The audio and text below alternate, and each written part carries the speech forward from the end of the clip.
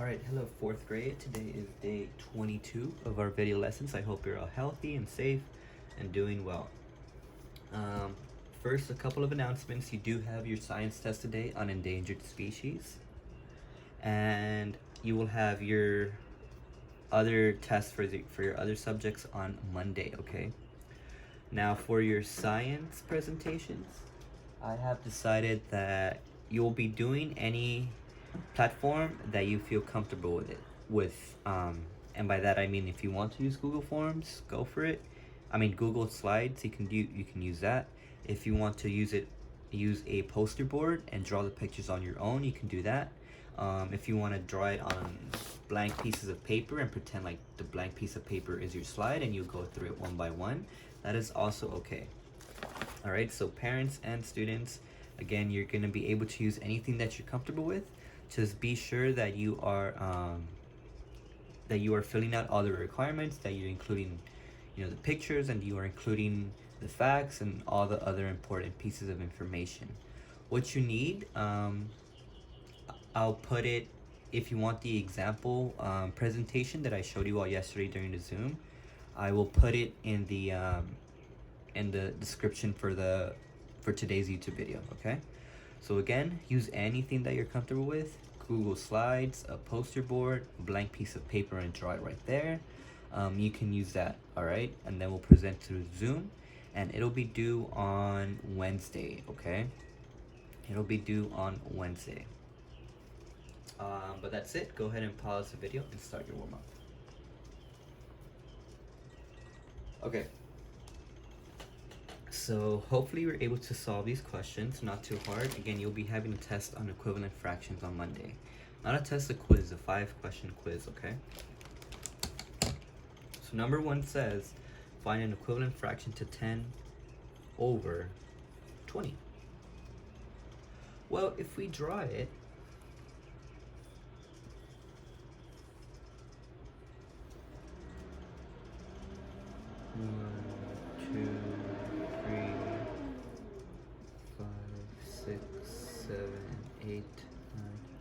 oh, and you know what? We're gonna have to make this thing bigger. Alright. Make this a little bit bigger. Or a lot bigger, actually.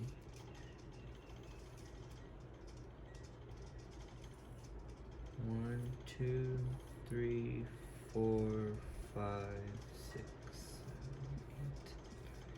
7, 8, 10, 11, 12, 13, 14, 16, 17, 18, 19, 20. 1, 2, 3, 4, 5, 6, 7, 8, 9, 10, 11, 12, 13, 14, 15, 16, 17, 18, 19, 20. Alright, perfect. So 20 pieces, 10 of them are filled in. 1, 2, 3, 4, 5, 6, 7, 8, 9, and 10. Okay. So one way we can do it is, well, we can, using this exact same shape, we can go ahead and make a line across, right? And now we have a totally new, different amount of shapes and boxes. I have now 2 rows, right? I have one over here and one over here. I created 2 new rows, so I multiply by 2. Now I can count them up as well, but we're gonna get the same answer, and here's how I'll show you right now. 10 times 2, 20, over 20 times 2, 40. These two things are the same thing. And let's count them up to be sure. 1, 2, 3, 4, 5, 6, 7, 8, 9, 10, 11, 12, 13, 14, 15, 16, 17, 18, 19, 20, 21, 22, 23, 24, 25, 26, 27, 28, 29, 30, 31, 32, 34, 35, 36, 37, 38, 39, 40. You see? 40 pieces total. How many of them are shaded in? 1, 2, 3, 4, 5, 6, 7, 8, 9, 10. 1, 2, 3, 4, 5, 6, 7, 8, 9, 10, 20. Alright? Now, another thing we could have done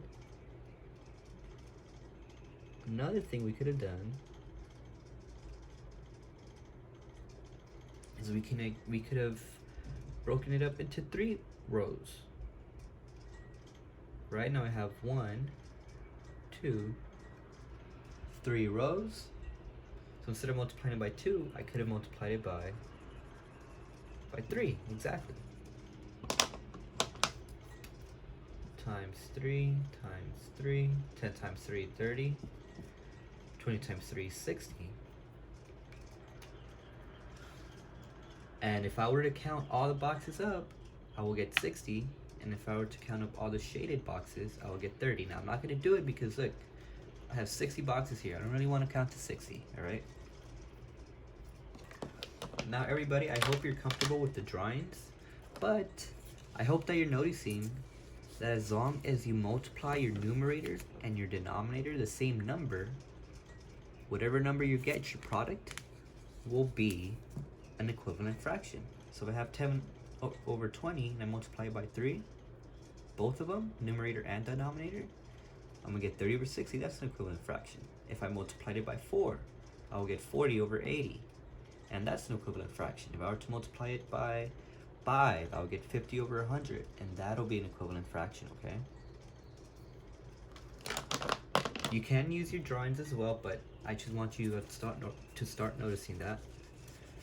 Now, number 2 says, find an equivalent fraction to 1/2. All right, not too bad, not too hard, I hope. One of them is filled in, and I want to make, you know what, let's make 4 rows. 1, 2, 3, 4. 1, 2, 3, 4.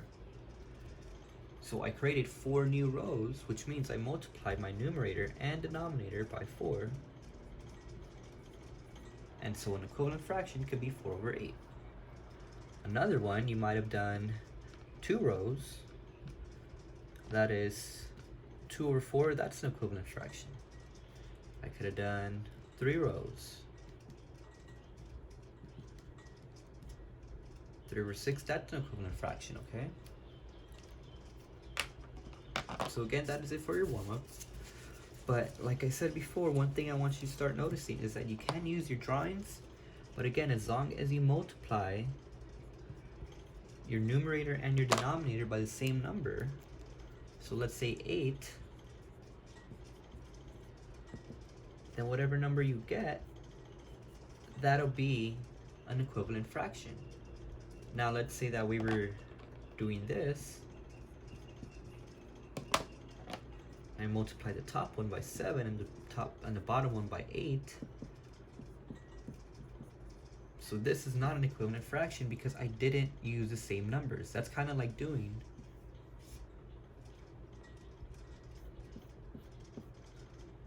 right, and I have one shaded in. I have a box of 5 and one shaded in like this one. How in the world can I make 7 and 8 rows at the same time? I can't, it's not possible. That is why 7 over 40 is not an equivalent fraction. But if I were to have the 2 numbers the same, I'll get this, and that is okay. This is an equivalent fraction, all right? Okay, now to help us out in our mission in understanding equivalent fractions, take out this page in your worksheet. It should look like this. It should say comparing proper fractions. It should not be this one. This is not the correct one.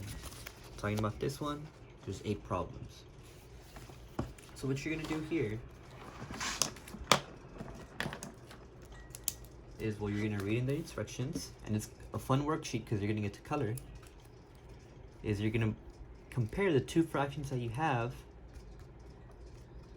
and you're gonna write if one is greater, if one is less than, or if they are equal, okay? So let's do 2 examples, and then you can do the rest on your own.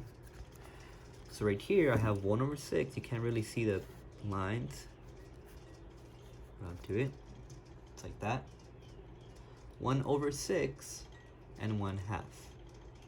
Well, if this is 1 over 6, that means that only one of them is shaded in, right? Grab a different pen.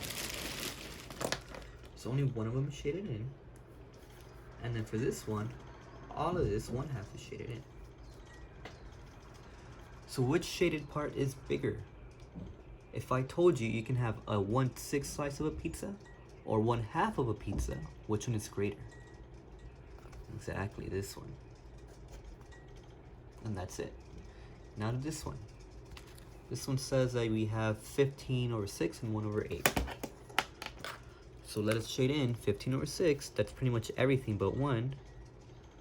Everything's going to be filled in except one slice.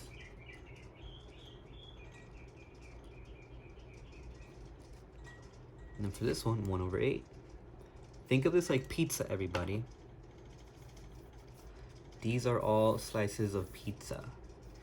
If your friend got 15 over 16 pizza and you only got 1/8, which one is greater? Exactly, this one. And that's all you have to do.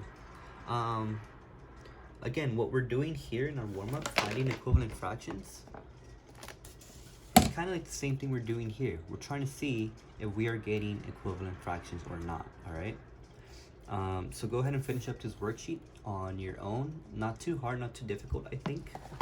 Shouldn't take you too long. And that's it for our math. For your science, remember, you have your science test on Studies Weekly. It is on endangered species. Now, as I said before, you can use Google Slides to make your presentation. You can use a poster. You can use paper. But pick one and then present it on Wednesday. All right? It is due on Wednesday. Okay, and that's it for science. So work on your science test today and work on your poster if you need to too. And then for social studies, you're gonna finish up week 12. So you're gonna do this page right here, turn to Impact of Spanish Missions. And here, you're gonna talk about, what we have been talking about already. The pros, the positives of Spanish missions, and the negatives of Spanish missions. Because there are positives, right? They provided food, protections for Native Americans, but also there are negatives, right? Sometimes it's not very nice to force someone into your way of living, right? So you're gonna write those here. You're gonna write at least 5 on each side, okay? So you're gonna give me 5 pros. 1, 2, 3, 4, 5. And then same thing for the negatives. 5. 1, 2, 3, 4, 5. Okay. And then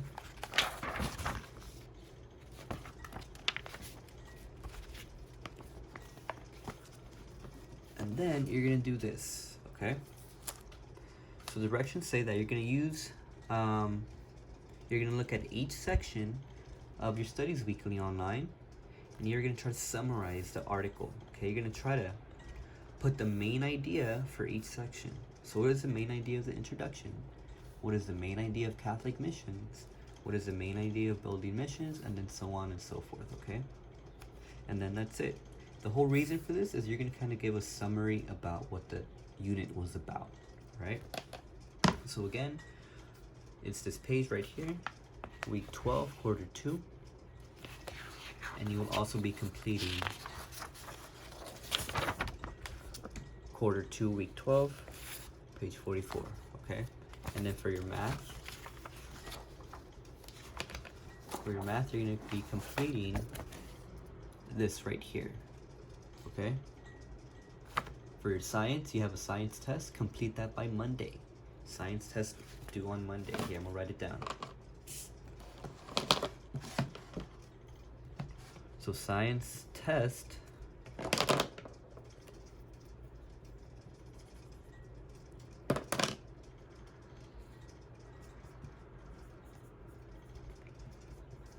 for endangered species due before Monday, okay? So Sunday is your last day. So you know what? I'm gonna put Sunday.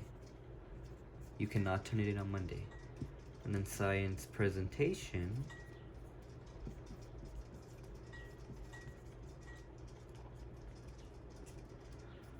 due next Wednesday, all right?